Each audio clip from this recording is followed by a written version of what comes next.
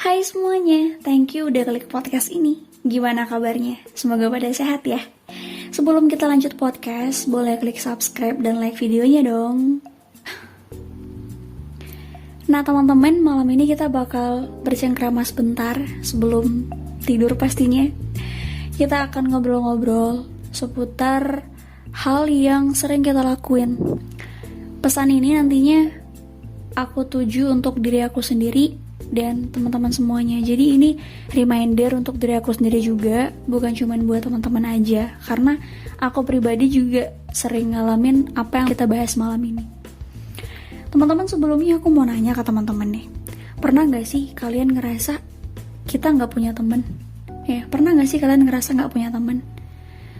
Ini konteksnya bukan teman yang cuma bisa diajak ketawa-ketawa doang, tapi temen yang selalu ada buat kita, temen yang ada bahkan di saat kita sedih gitu. Kita bertanya-tanya tuh, kenapa ya mereka kok gak mau berteman sama aku? Apa karena aku gak good looking? Atau karena aku gak smart? Atau karena aku gak rich? Dan akhirnya kita itu mulai mencari sesuatu yang bisa bikin mereka suka sama kita, yang bisa bikin kita dicintai sama orang lain, yang bisa bikin kita punya teman. Teman-teman, Dedra cuma mau ingetin, kadang kita tuh nggak sadar kalau kita tuh sebenarnya sedang dalam usaha untuk dicintai oleh orang lain, yang di sisi lain kita itu juga nggak sadar kalau kita itu udah ngasih stigma negatif ke diri kita. Kita udah ngasih stigma negatif bahwa kita itu nggak pantas dicintai sebelum kita good looking, sebelum kita smart, sebelum kita banyak uang gitu. Jadi semakin kita berusaha untuk dicintai, sebenarnya kita itu malah semakin ngerasa kurang. Kita malah semakin merasa rendah. Jadi hasilnya kita bukannya jadi lebih pantas untuk dicintai, tapi malah lebih sering merendahkan diri sendiri. Pernah dengar istilah self-love? Mencintai diri sendiri. Tapi ini bukan berarti kita cinta sama diri kita, terus kita mengabulkan semua keinginan kita, memenuhi semua keinginan, gak kayak gitu ya teman-teman. Jadi inti dan poin dari self-love itu sendiri adalah menerima diri, memperlakukan diri dengan baik dan apa adanya. Jadi kita menerima apa yang kita punya, apa yang kita mampu, apa yang kita bisa, apa kelebihan kita, apa kekurangan kita. Itu inti dan poin dari self-love. Ngomong mah gampang, ya nggak sih? Coba dong, kita harus cari cara untuk menerapkan self-love itu ke diri kita sendiri, di kehidupan kita. Nah, di sini kita akan berbagi beberapa hal yang mungkin bisa kita lakukan untuk menerapkan self-love di kehidupan kita, yang akhirnya kita bisa jadi lebih cinta dan bangga dengan diri kita sendiri. Jadi buat aku pribadi juga, buat teman-teman juga. Jadi cara yang pertama itu adalah kita harus kenali diri kita. Kita harus kenal sama diri kita sendiri. Karena untuk mencintai diri kita emang harus kenal. Kita harus tahu siapa kita, apa yang kita miliki, apa yang kita butuhkan, apa yang kita impikan. Dan yang paling penting sih menurut aku, apa yang kita mampu. Karena setiap kita punya batas. Kita bukan manusia super yang bisa ngelakuin segala hal. Jadi, jangan dipaksakan kalau kita nggak mampu. Kita boleh berusaha teman-teman, tapi hasil itu tetap di luar kendali kita. Langkah yang kedua, ini harus banget sih kita ingat, untuk Dedra pribadi juga, adalah berhenti membandingkan diri kita dengan orang lain. Sadar gak sih? Kita itu sering ngejadiin hidup kita sebagai kompetisi. Kita ngebandingin apa yang kita punya dengan orang lain. Kita ngebandingin pencapaian kita dengan pencapaian orang lain. Itu gak sehat teman-teman. Kita harus ingat bahwa gak ada yang sempurna. Dan kita harus ingat kalau setiap kita itu punya garis start dan finishnya masing-masing. Mereka startnya kapan, kita startnya kapan. Keberhasilan kita kapan, keberhasilan mereka kapan. Dan kita gak harus memaksakan kalau dia berhasil, aku juga harus berhasil. Gak bisa, kita punya waktu sendiri-sendiri. Yang perlu kita ingat itu, kita adalah kita. Kita gak bisa sama kayak orang lain. Bahkan dalam hal pencapaian dan keberhasilan, meskipun kita sekelas, setingkat, sepantaran, umurnya sama, Tapi tetap aja jalan hidup itu gak ada yang sama. Jadi mulai sekarang, yuk berhenti membandingkan diri kita sama orang lain.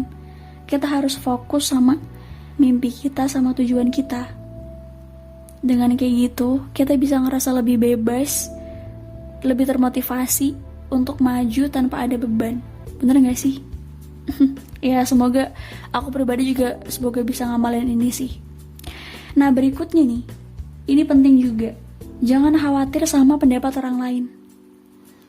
Ya ini berhubungan sama yang tadi ya teman-teman. Jadi dalam kehidupan kita tuh gak bisa ngebahagiain semua orang, itu gak bisa. Kita gak bisa ngebuat semua orang itu suka sama kita, gak bisa. Kita gak bisa ngelakuin satu hal yang satu hal itu bakal disukai semua orang. Enggak, pasti ada aja orang yang gak suka. Penilaian itu gak semuanya baik. Pasti ada aja penilaian yang buruk. Jadi gak perlu khawatir sama pendapat-pendapat itu. Karena terlalu banyak mendengarkan pendapat orang lain mungkin justru bisa ngebuat kita stres dan gak bahagia. Setuju gak? Jadi tentukan keputusan kita dengan percaya diri. Apa yang kamu putuskan, kamu yakin. Jadi kita gak perlu mikirin penilaian orang terus-terusan. Nah berikutnya yang terakhir nih teman-teman. Ini penting banget. Kalau menurut Dadar ini penting banget. Kita harus bergaul dengan orang-orang yang membawa pengaruh baik ke hidup kita. Kita bakal sulit untuk mencintai diri kita sendiri kalau kita masih berada di lingkungan sosial yang toksik. Circle yang toksik itu nggak bisa kita pertahankan teman-teman.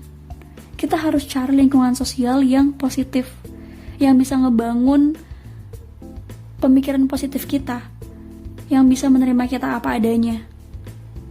Kita harus menghindari hubungan yang toksik itu demi kebaikan kita sendiri sih. Teman-teman kita perlu ingat, kita nggak perlu bertahan dalam lingkungan yang menyakitkan. Tinggalkan, karena circle itu tidak memberi kita harapan teman-teman.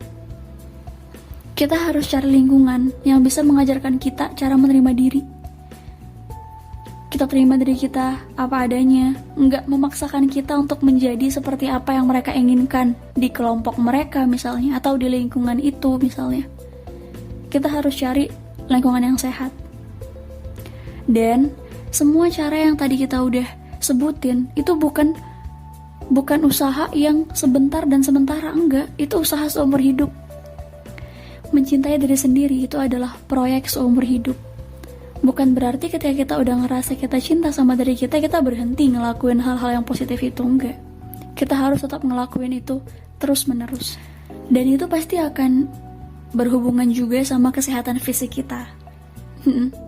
Mencintai diri sendiri itu adalah bagian dari mental. Yang kalau misalnya itu nggak sehat, fisik juga nggak bakal sehat.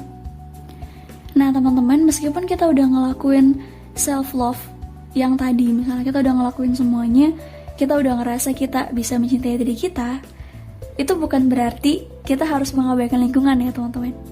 Jadi mencintai diri itu bukan berarti kita cuman fokus sama diri kita sendiri tanpa peduli sama lingkungan. Karena kita tetap harus mempedulikan kehidupan sosial kita sama orang-orang di sekitar kita juga. So, buat kamu yang punya pendapat lain atau sepakat dengan pendapat aku, yuk kita ngobrol di kolom komentar.